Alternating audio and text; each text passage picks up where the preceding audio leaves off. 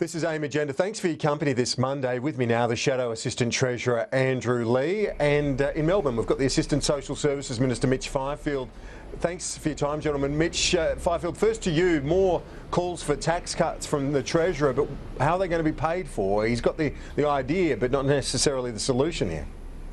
Well, Kieran, I think, as you know, we are very much for a lower and a simpler and a fairer taxation in Australia. We've demonstrated that through the abolition of the carbon tax and the mining tax. We will have more to say in the near future about personal income tax through the taxation white paper process, but we're not hearing any talk from the other side about how to reduce Australia's levels of taxation. Labor still want to bring back the carbon tax. They want to call it a different name. They want to call it an ETS. So I think the people of Australia really do have two competing visions when it comes to taxation.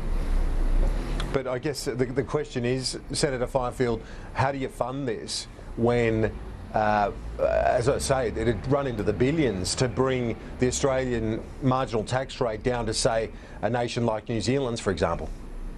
Well, Kieran, I'm not here today to announce a coalition taxation policy. We have the tax white paper process, which is there for a reason. It's there to elicit views from the Australian community, from Australian business, as to how they think our taxation system can be more competitive. There are a number of stages to that tax white paper process, and we will have more to say on personal income tax as a part of that process. Yeah, well, it's a starting point, I guess, at least, Andrew Leigh, and the point is that, you know, compared to other nations, our marginal tax rates are not competitive, are they? Well, Kieran, if you look across the OECD, what they call the tax wedge is below the OECD average in Australia for income taxes, and our total tax take puts us in the bottom handful of countries in the advanced world. We should always be trying to craft a better income tax system, but if the average Australian had $1 for every time they were promised tax cuts from Joe Hockey, they'd be as rich as he is. The simple fact is that Joe Hockey is all hot air and no action when it comes to tax reform. Labor's announced our multinational tax plan, our high-end superannuation plan, tax reforms which make a difference to the budget bottom line, but are also fair and sustainable. So are you happy with the status quo in terms of the marginal tax rate? I certainly believe it would be great to bring them down, but there's that old Milton Friedman line, to tax is to spend. So effectively, if Mr Hockey intends to cut one area of taxes, he needs to either show us which spending he's going to cut, which other tax he's going to raise, or how debt's going to blow out. Under Mr Hockey's watch, we've seen the tax share go up, not down.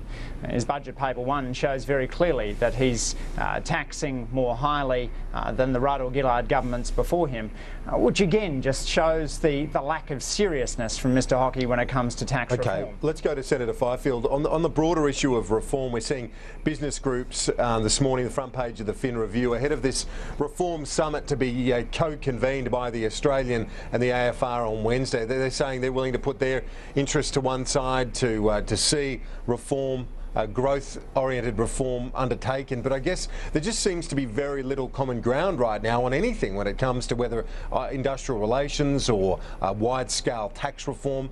You know, it's a good idea to have the reform summit, but is there any sense of optimism that there'll be some common ground here, Senator Fifield? Well, look, Kieran, I think the Reform Summit is a good thing. It's always good when journalists and business leaders take an interest in public policy and want to help create an environment that's more conducive to good policy and to reform. But look, what we need is growth to lead to even more jobs in the Australian economy. And there are some really practical things that can be done, which we're in favour of and which the Labor Party are against. Legislation to bring back the Australian Building and Construction Commission, to bring productivity back to building sites, to eliminate militant trade unionism. That's something really practical. Another practical thing is if Labor would support us with our registered organisations legislation that would see union leaders subject to the same penalties and the same expectations that are there for company directors. There's some really practical things. Labor could get on board and support the China Free Trade Agreement. agreement. We've negotiated 3 important trade agreements. Labor seeming to have great difficulty in embracing something which should be a self-evident good for the Australian economy in the form of the Australia-China Free Trade Agreement. So there are some really practical things that Labor could do to help support growth in Australia. So I don't agree that basically we're on the same page here. I think we've got to plan Labor Day. On the FTA, I can't see, if we just pick up one of those points that Senator Fifield referred to, I can't see Labor blocking this, and certainly as an economist yourself and a former advisor to a trade minister, you would be, there's very little chance that you would endorse Labor attempting to block or repeal this FTA. Kieran, Labor's got a strong track record on free trade. It was Labor governments that put in place Australia's big tariff cuts in 1973, 1988 and 1991. Our concern in this trade agreement doesn't go at all to the tariff cuts. It goes to the immigration measures and the measures which potentially would allow companies to sue the Australian government. That's again our concern with the Trans-Pacific Partnership being negotiated in secret, but Labor's concerns are not over the trade liberalisation parts, they're over the threats to our intellectual property system. Do you welcome the business groups saying that they will put self-interest to one side and as the debate around reform cranks up on Wednesday at this summit to be convened by the AFR and the Oz? Absolutely, and Kieran, like Mitch, I really welcome the contribution of business groups to that ongoing public policy conversation. But we need to be careful of lionising the Hawke Keating days. When the Parliament passed the legislation to enact the Mabo decision, the Liberal leader of the time said that it was a day of shame. And today we've got a Liberal Prime Minister going to visit Eddie Mabo's grave. That reflects how far the Liberal Party has come over that time, but no one should look back and see the Labor reforms of native title as being backed bipartisanly. Okay. Same with Medicare, superannuation, capital gains tax, fringe benefits tax, the assets testing of the pension. There's another big reform that both sides have agreed to up until this point, but Senator Fifield, with Joe Hockey saying he's going to promise tax cuts at the election, if you look at the big spending initiative that the government's committed to, but in the last few weeks you seem to be wavering on in terms of the timeline, that's the NDIS. Is the NDIS going to be delayed here to fund the tax cuts in the short term? No, Kieran. That's the short answer. That's the long answer. That's the unequivocal answer. We, as a government, are not looking for ways or reasons to delay the NDIS. We are determined to see the NDIS rolled out in full. I've been working extremely hard to see that become a reality. I wasn't put in the job as Minister for Disabilities to do anything other than to deliver the NDIS and to do it in full. Yeah, well, I know you're committed to it, but the problem is, and the suggestion is that the ERC, others within your government are trying to make savings from it. You're saying this morning that is not going to be the case. Kieran, we are not looking to pull money from the NDIS. I'm conducting negotiations with state and territory jurisdictions so that we can work out together the rollout plans for the NDIS beyond the current trial sites to take the scheme nationwide. There's immense goodwill with my state and territory counterparts. We want to see this become a reality. It will become a reality. Yeah, well, you heard that. You must be reassured by the Minister this morning. He is the Minister responsible, Andrew Leigh, and he's saying that no, there won't be savings made, as some suggestions around the place this morning might have indicated.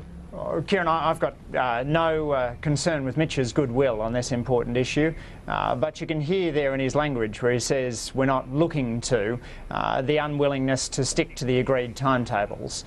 When he was asked about this in the Senate, he wasn't willing to commit to the NDIS rollout timetable that we'd thought was a bipartisan timetable at the last election. This is such an important reform, and the notion that it's going to be slowed down will be deeply concerning to the millions of Australians with disabilities. But he hasn't said it's going to be slowed down, has he? He said he's still committed to that timeline. He hasn't recommitted to the timelines that were bipartisan at the last last All right, election. is Senator Fifield your response to that? Because my read on what you said was that you are still committed to the timeline, but you haven't given a guarantee that you'll necessarily meet it because of the state negotiations. Well, the timeline for the NDIS, the target date, is 2019. That is embedded in the heads of agreement between the Commonwealth and the jurisdictions. That is the target. That is the objective that I am working towards with my state and territory counterparts. I can't put it more clearly than that, Kieran. And just to reassure one more final time for those with families and loved ones with disabilities this morning that this NDIS is not going to be the victim of a cost saving in order to fund tax cuts. Just a reassurance on that. No, Kieran, absolutely not. The NDIS is the core business of government, and that is helping people who face extra challenges for reasons beyond their control. It's one of the reasons why people pay their taxes. People are very happy to pay their taxes to support something like the NDIS. I'm in this job to see it through, to see it delivered in full. That's what's going to happen. Yeah, good on you. Well, that's good to hear, and let's hope that you achieve that timeline despite Labor's doubts. And let's go into the by-election on Canning now, the Canning by-election in WA. There was a very impressive speech by the Liberal candidate Andrew Leigh. There were some reports about his time, that the contingent that he was captain of in the SAS in Afghanistan, and then a forceful response to the reports in the Fairfax papers at the weekend. You'd have to be impressed by Andrew Hastie, Captain Hastie, the Liberal candidate, from what he'd said on the weekend. Kieran, I'm certainly not going to question somebody who's served overseas for his country. This by-election is about who's best able to represent Canning on the issues of jobs and health and education. Labor's candidate Matt Keogh grew up in the electorate, lives in the electorate, knows the electorate. He's concerned about the 30,000 additional West Australians who've joined the unemployment queue since the last election. Concerned that the Abbott government's cuts to hospitals and schools are hitting Western Australia at a time when the Western Australian budget can least afford. But on Captain Hastie, the reports about him, and you saw the reports in Fairfax about the actions of those in the SAS contingent company that he was captain of. He responded to them forcefully. Your reaction to the way he handled that very difficult situation? Look, he did, and I think that that was a perfectly appropriate response. My feeling, though, is that where people of Canning need more than the rubber stamp for the Abbott government's cuts. They need a candidate in Matt Keogh who'll actually stand up for their community at a time when Western Australian jobs are under threat. The idea that unemployment is just the fault of the individual, that 1 month waiting list for waiting period for young unemployed people will somehow starve people back into work. The idea that unemployment is the fault of the individual rather than a lack of demand is a real problem for Australia. Well, Senator Fifield, going into this crucial by-election, crucial for a number of reasons, for the Prime Minister, for the government generally. It comes at a very important time for Mr Abbott. It'd be encouraging to see the likes of Andrew Hastie, very, very impressive at the weekend. Look, Andrew Hastie is a first-class candidate. He's served his nation in uniform. He's a distinguished former officer. He served in the SAS. He's a decorated individual. And I've got to say, one of the really pleasing things for me over the last few elections is the number of people who've served in the Australian Defence Force who are putting themselves forward for parliamentary office. There was a time where we were getting extremely low on the numbers of members of Parliament who'd actually worn uniform and served. So I think it's a great thing. People like Andrew Nikolic, people like Linda Reynolds, and very hopeful that Andrew Hastie will join them and bring that perspective to the Parliament. Yeah, well. We'll see. Mitch Fifield, September 19th, the date. Certainly a strong candidate. Labor's got a pretty good candidate as well. It's going to be a very interesting campaign over the next month or so. Mitch Fifield, Andrew Leigh, gentlemen, thanks so much for that. Have a good day. You. A quick Thanks, break Kieran. Thanks, on. Mitch.